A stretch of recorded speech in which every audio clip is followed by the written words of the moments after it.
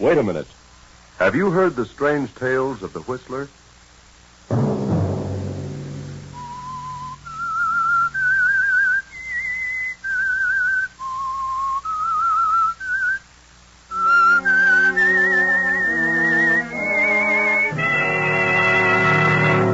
I'm the Whistler.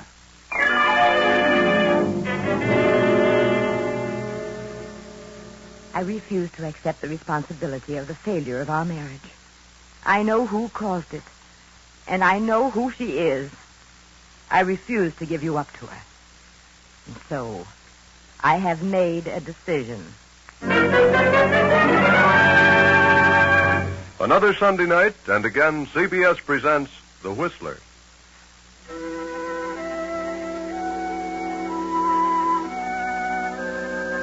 I, the Whistler, know many things, for I walk by night. I know many strange tales, many secrets hidden in the hearts of men and women who have stepped into the shadows. And so I tell you tonight the unusual story of the other woman. Olivia Martin paces the floor of her bedroom. She's been pacing for hours, and it is now long past midnight. Her husband, Fred Martin, did not come home to dinner. He was detained at his office on business. So he said. But Olivia knows that it isn't his advertising business that detains him. And she knows, too, that tonight will be the climax and the final crash of their marriage. The end of everything for Olivia. She knows what Fred is going to say tonight. For months she has been fearful of this moment. And now it has come. Olivia, you awake? Yes? Come in. I thought you might be asleep. How could I sleep? You know better than that. It's 1 o'clock, isn't it? Yes, Fred. I didn't realize it was that late. You don't usually bother to see if I'm awake. Don't I? For the past 2 months, you've passed right on to your own room. Yes. Yes, I guess I have. Get your business settled? Yes. Yes, I had quite a bit to attend to. Have dinner at the club? Oh, yes, at the club. Then why didn't you answer my call? I had you paged. They said you hadn't been there this evening. Oh? Perhaps I hadn't arrived yet. Really? What did you want? I don't know. I don't remember now what I called you for. I see. Well, I think I'll turn in. Good night, Olivia. Why don't you say it? Say what? What you came here to say. What makes you think I had anything particular to say? I know. I don't know how, but I've known all evening you were planning to tell me something when you got in. Oh, that's nonsense. No, Fred. I've known for months this was coming. I know what sort of business detained you. Another woman. What? First, I believed you. As the weeks passed and I realized you were growing colder, the whole thing became clear to me. Then I knew you were evading me, that you were lying about those business appointments at night. Go on. We've been married 10 years, Fred. I've done everything humanly possible to make our marriage a success. Have you? I think I have. At least I've tried. That's your opinion, Olivia. Why didn't you come right out and tell me about this woman at the very beginning? Why should I? Oh, Fred. It's sick all over. I've tried not to believe it. Now, let's not have a scene, Olivia. What do you expect me to do, laugh it off? No, not you, Olivia. Certainly not you. I suppose you'll say it's all my fault. I'm to blame for everything.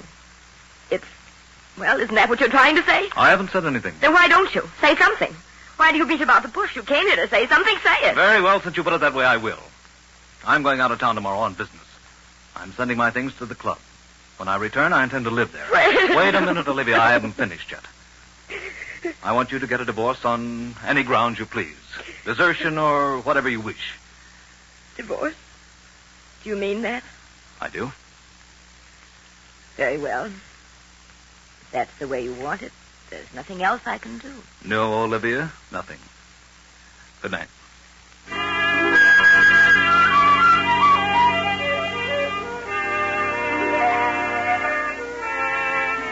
So Olivia sobs herself to sleep. When morning comes, she finds Fred gone and his things already sent to the club. All day she wanders aimlessly about the house like a lost soul. Then as night falls and her loneliness increases, she is seized with a horrible feeling of hopelessness.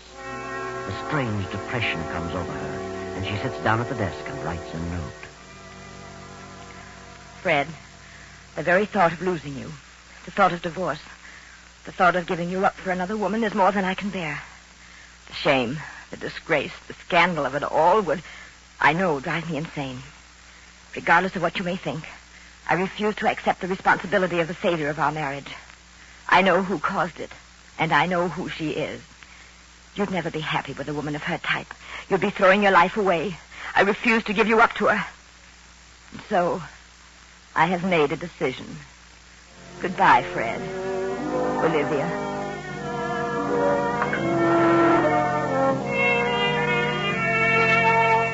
Olivia addresses the note to Fred at his club, steps out and drops it in the nearest mailbox. She wanders about for a while, then returns to the empty house, takes some sleeping tablets, and goes to bed. Then, the next morning at Fred's office, Doris, Fred's private secretary, is going over some papers. Yes? Very well. Put him on. Hello? Yes, Mr. Goldberg. This is Doris Hammond. Mr. Martin's out of town for a few days. Yes. Well, Miss Bartow is head of the art department. I'll have her check on it right away. Yes.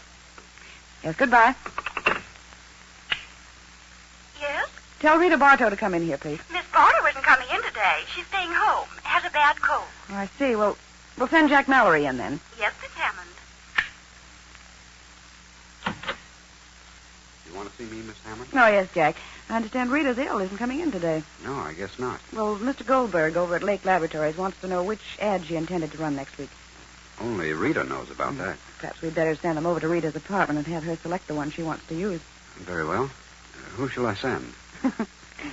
Well, I don't know of anyone who'd rather go on that errand than you, Jack. Well, how'd it go if you insist? I don't think I have to insist, especially where Rita's concerned. All right. I'll run over there. I thought you would. Thanks, Doris.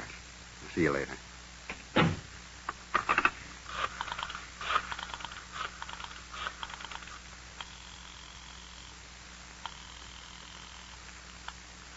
Hello? Rita, this is Doris Hammond. Yes, Doris. How do you feel? All fair. Good.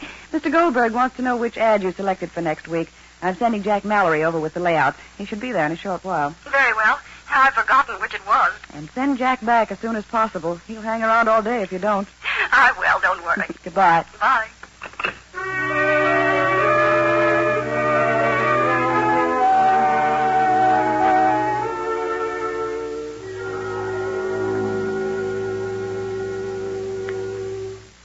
Hello, Rita. How do you feel? Oh, all right. Just didn't feel like coming to the office today. I thought you had a bad cold. No, not too bad. I'll be all right tomorrow. Mr. Goldberg wants you to select a layout for next week. Here they are. Which do you want? Well, I'd planned on this one. But I think you should make this section in red. Oh, I see. That's easy. I'll fix it up in a jiffy. Stands out better this way. We'll use this one for the week following. Okay. You look mighty lovely, Rita. Thanks. Where were you going, all dressed up? Well, I've got to go out of town this afternoon on that Henderson deal. I wanted to put it off until next week, but Mr. Martin insisted that I get it settled as soon as possible. I'll be back on the afternoon plane tomorrow. You shouldn't be running around too much, darling. Well, I don't really have a cold. That's sinus. You've had a lot of trouble with that in the past year or so. Yes, there's nothing much can be done about it, I guess. Thank heavens it only strikes me in winter. Why don't you try a change of climate, Rita? Change of climate. I should think you'd like California. I've always wanted to go there. I've had an idea that I could do very well. Some nice jobs in the movie art departments. I'm not interested in movies. I thought about going out there and settling down, buying a nice little home and really enjoying life. Why should a bachelor do all that? You have ideas about getting married, Jack? Yes. Yes, I have, Rita. Good. I'm glad to hear it. What time's your plane leave? At 2. How about a little lunch while you're waiting? Something warm. Very well. Oh, leave your bag here. We'll pick it up later. All right. I've got something important to talk to you about, Rita. Important? Yeah. I got a nice raise this week. That's fine, Jack. I want to ask you a question about you and me. Yes? Go ahead. No, not now. Come on, we'll talk about it during lunch.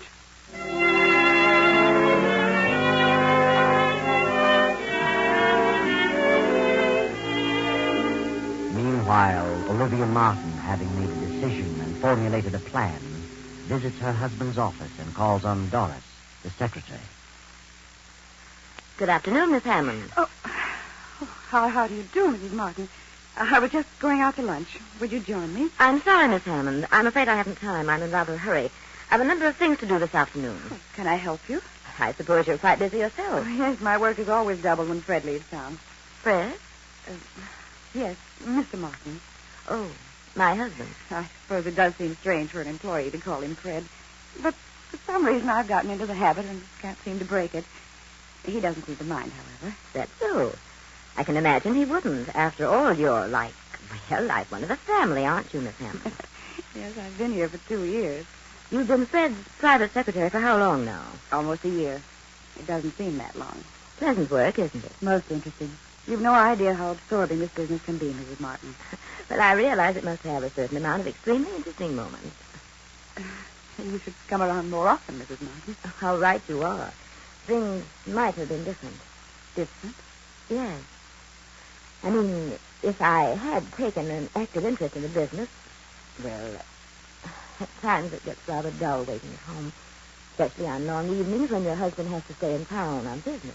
Well, I suppose it is rather dull under those conditions. Yes. But I mustn't take up your time with personal problems. I want you to have a check drawn for me for $500. Very well, I'll attend to it at once. Have you heard from Fred since he left? No, I haven't. He phoned me this morning. You did? Yes. He left an important paper at home, and he knew I was flying to Detroit tonight to visit my relatives, so he wants me to drop it off for him at Buffalo. Buffalo? I thought he was in Boston. Yes, he was. But he had to rush over to Buffalo. Some unexpected business came up, and he says he needs you very badly. He wants me to come to Buffalo? Yes, I told him I'd notify you and bring you with me. I'll be leaving the airport about 5:30. Can you meet me there, or shall I pick you up here? Well, I'll meet you at the airport. I'll have to run home for a few minutes. Is there anything in particular he wants me to bring? No, nothing but the paper he left at home. Very well, I'll be at the airport around 5. Do you mind flying, Miss Hammond? No, not at all. That's good. My plane is a small cabin job. Might be a little bumpy, but I'm rather a good pilot. I'll see you at 5.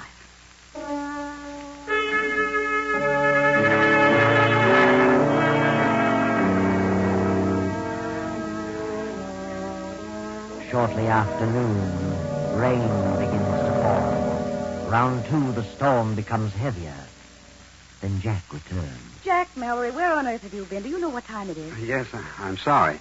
I got to talking and didn't realize the hour. Well, what about the layout? Did Rita select one? Yeah, this one. She made a couple of changes in it. So? What changed? Oh, nothing important. Just wanted this section set up in red. Stands out better. Yes, so it does. Well, I'd better put it through right away. I'm sorry to have been so late with it. I'm glad you got back with it before I left. Left? Where were you going? Mr. Martin phoned. He wants me to join him in Buffalo. Something important has come up. Buffalo? Mm-hmm. I thought he was in Boston. Well, he had to run over there in a hurry. Buffalo, huh? Strange. What's strange? Huh? Oh, well, I mean his being in Buffalo. What's strange about it? Oh, I don't know. I suppose he could be in Buffalo. Well, what's the matter with you, Jack? Why? Oh, nothing at all. Here, lean over here. What? Why? A little closer. What's the matter? Well, of all things, now I've seen everything. You've actually had a drink. You of all people. Well, I don't approve of it as a rule, but I walked back from Rita's place. I got my feet a little wet in the rain. Felt kind of chilly. I was afraid I was catching cold, so I dropped in at a bar on the way back and had a drink. Oh, I hope you don't get sick. Can't afford to have you and Rita both out. No, that's right. A lot of work to be done this week. Here, take off that top coat. It's damp. Let me have it. Now hang it over the radiator. Well, What's wrong? how on earth did you do this? You've spilled ink on the front of your coat. Yeah. Well, what do you know? Fine thing. I just got it yesterday. I must have done that over at Rita's when I blocked that section in red. You'll have to get it out as soon as possible. Hand me a towel from that closet and dampen it. Oh, don't bother, Doris. I'll have it cleaned tomorrow. Get some of it out now. Thanks. Oh, certainly hard to get off. Well, it's probably dried in by now. The cleaners can get it out. Strangest ink I ever saw. Doesn't seem to be ink. More like blood, if you ask me. Blood. Let me see. It is strange. Let me see that layout. It does seem a little darker than this on the card. Maybe the cloth has something to do with it. Perhaps. Better let the cleaners worry about it. What time are you leaving, Doris? In a few minutes. I'm flying from the airport around 5. Well, good luck, Doris. See you in a few days. Thanks, Jack. Take care of yourself. And lay off the liquor. That's bad stuff to get started on. Are you kidding? What do you think?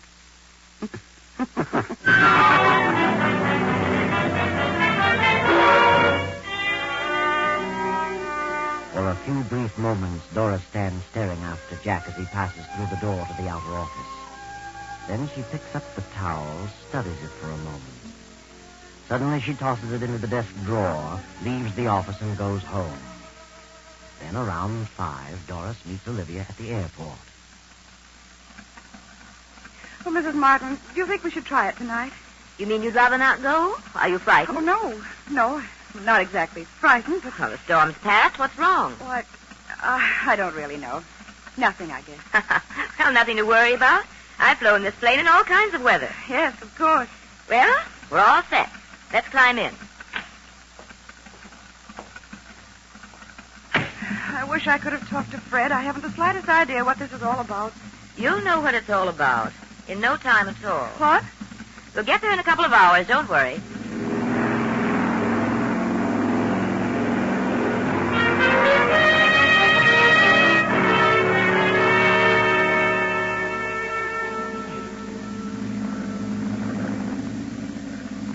How far have we come now? Oh, I don't know. About 75 miles, I should say. Where are we? I can't see a thing. We're not far from Monticello. How can you tell? Can you see that down there? No, not too well. I'm flying by instrument. I hope we don't run into a storm. Frankly, I don't like to be in a plane during a storm. Well, I don't know of anyone who really does. We could have taken a train. We could have, but on this particular trip, I was in somewhat of a hurry to get to my destination. Tell me, Doris. May I call you Doris? Well, of course. Aren't you just a bit upset over this trip? What do you mean? Just that. Do I seem upset? Yes, you do. Something playing on your mind? Yes. Yes, there is something bothering me. So, what is it? I'd rather not say. A guilty conscience? Guilty conscience? Isn't that what it is? What are you talking about? Are you looking forward to a nice visit in Buffalo? Why, I don't know. I don't consider it a visit. It's part of my job. And a very pleasant job, too. I'm sure you'll miss the job and its attendant interest. Working late at night, several nights a week with Fred. What do you mean by that? Why should I lose my job? Your job isn't all you're going to lose. Do you know what you're saying? Yes, and you know what I'm talking about. You're crazy. Fred isn't in Buffalo. Where is he? I don't know. But wherever he is, you'll never see him again, you little cheat. Put this plane down and let me out. You're mad. I'm going to put it down, straight down on its nose. What? Fred won't think you're so attractive next time he sees you. No. No, you're out of your mind. You can't do this. You can't. You can't. Put that key back in the switch. I won't. You hear me? I won't. You must. Give me that key. Pull up. Those trees. Pull up.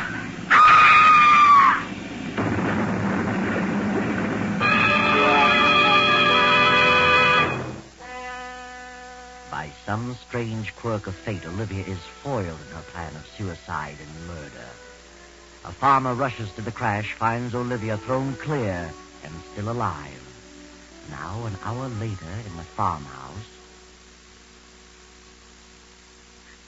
Well,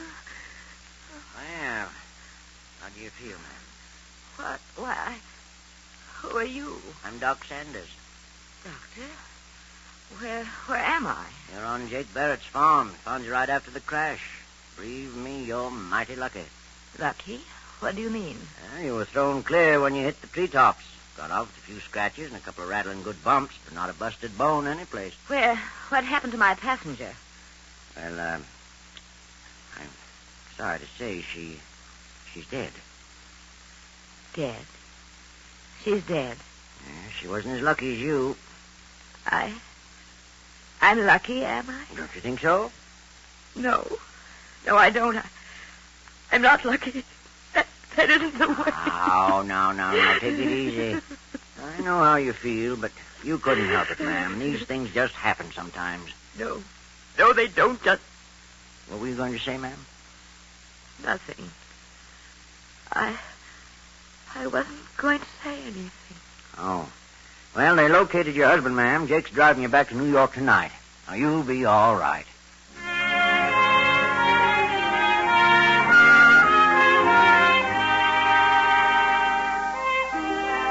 Well, Olivia, now you are on the spot. Your vicious plan was only partly successful. Now you've got to face Fred. And how are you going to explain the situation? How are you going to explain Doris's presence in your plane? Fred arrives in town, spends a few hours at his club. Then in the morning, he visits Olivia.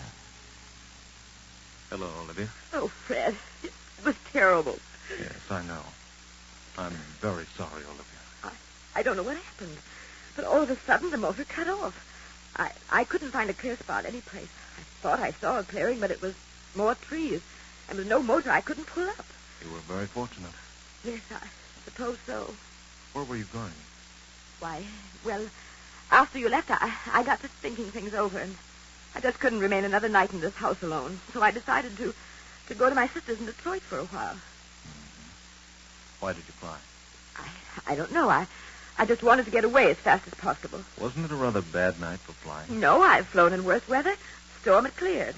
I see.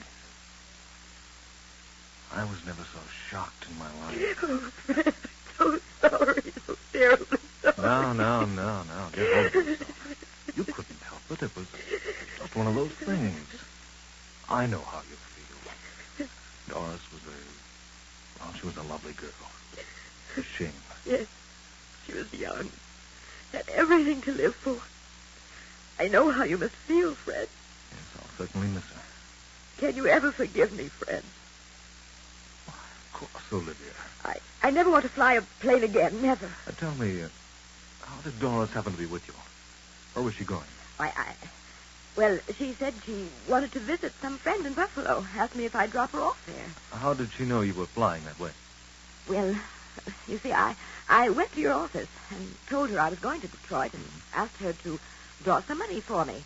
Told her I'd be glad to put her down in Buffalo, that's all. I can't imagine why she'd leave the office in the middle of the week to visit friends out of town. That wasn't like Doris. Maybe she had some business to attend to on the side. Maybe. Well, I can't imagine what it might be. Maybe it was personal business. Possibly. Olivia, are you telling me the truth? Why? What do you mean? Have you told me the real reason you wanted to leave town? Well, certainly. Weren't you, running from something? Well, what would I be running from? You were carrying out a plan, weren't you? Plan? What plan? Didn't you have a definite idea in mind when you wrote that note to me? Note? It seems you've forgotten the note. Why don't you tell me the truth, Olivia? Yes. Yes, I did make up my mind to do something terrible.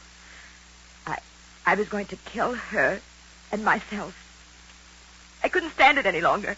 But after I mailed it to you, I seemed to come to my senses. I saw things clearly.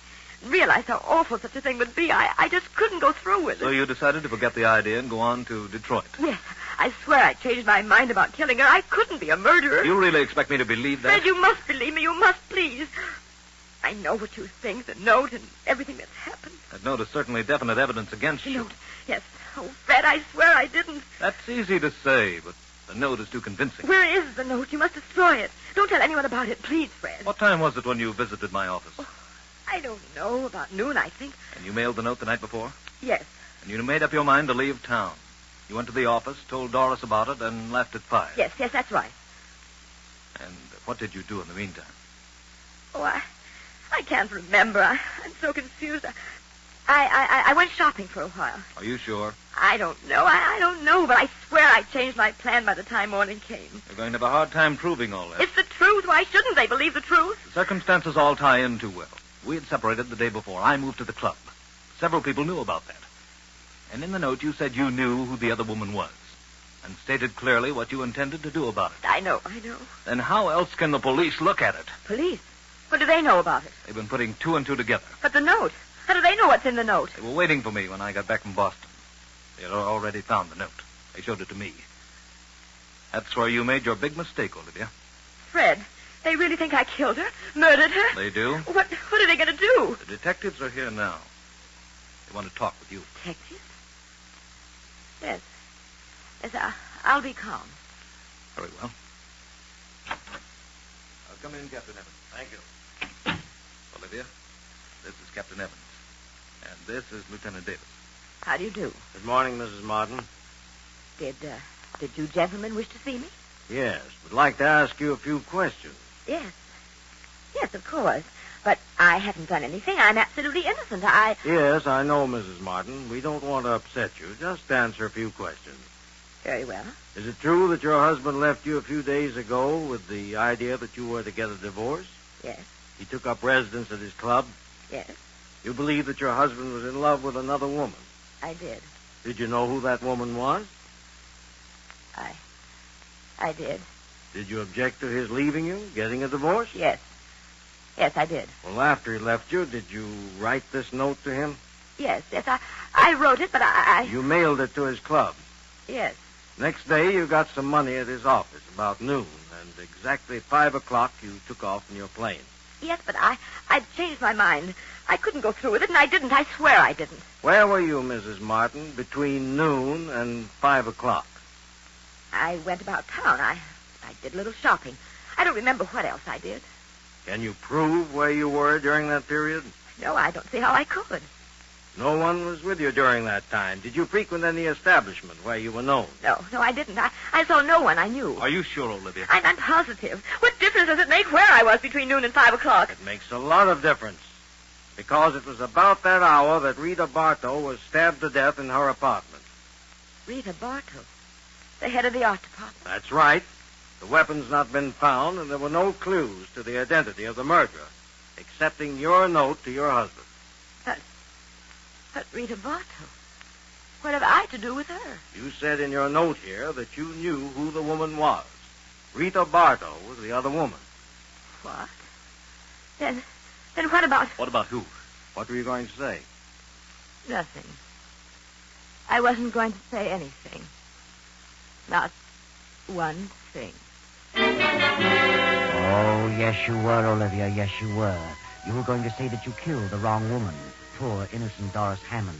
Of course, we know you didn't kill Rita Bartow, because Jack Mallory killed her when she turned him down and said she was going to marry Fred Martin. And Doris was the only one who knew about the bloodstains on Jack's coat. She was the only one who could have pinned it on Jack and cleared you, Olivia. But Doris is dead now, and you killed her.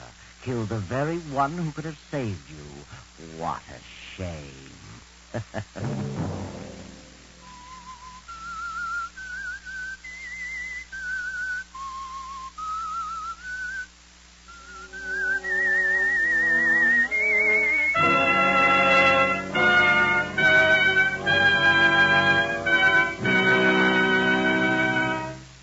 CBS has presented The Whistler.